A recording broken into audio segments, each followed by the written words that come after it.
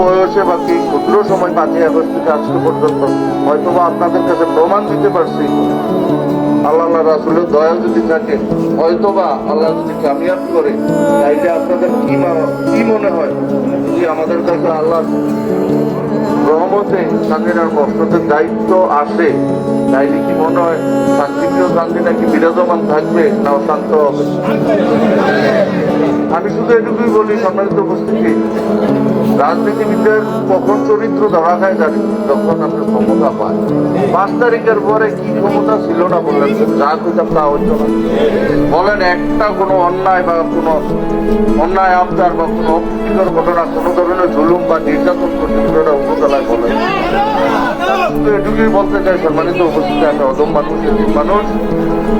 আপনারা যারা মুরব্বিয়ান, দয়া করে আমার অভিভাবকের দায়িত্বটুকু নেবেন। আমার বাবু মারা গেছে, আমার চাচারাও সবাই মারা গেছে, আমার আপন ভাইও নাই, স্বাস্থ্য ভাই একজন। আমরা রাজনীতি করি, যারা মুরব্বিয়ান আছেন দয়া করে আমার বাপ চাচার ভূমিকা পালন করবেন। কারণ এই যে নির্বাচনের বৈতরণী, এটা কিন্তু চারটাখানি কথা। আমাদের মোট ভোটার প্রায় 3,29,000। এই সময় আছে এই অল্প কয়েকদিন, আপনার কি সম্ভব 3,29,000 মানুষের দ্বারে দ্বারে যাওয়া? না মিশা বলছি বলেন?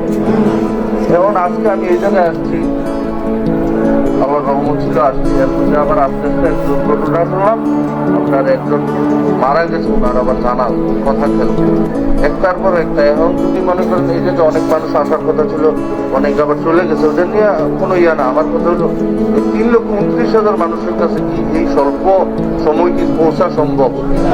তো আপনাদের অবস্থান থেকে আপনারা যদি আল্লাহ রাসূলের দয়ায় যদি সহযোগিতা না করেন, আমি অদম এই যে নির্বাচনের বৈতরণী পার হইতে পারবো না? মিথ্যা বলছি বলো?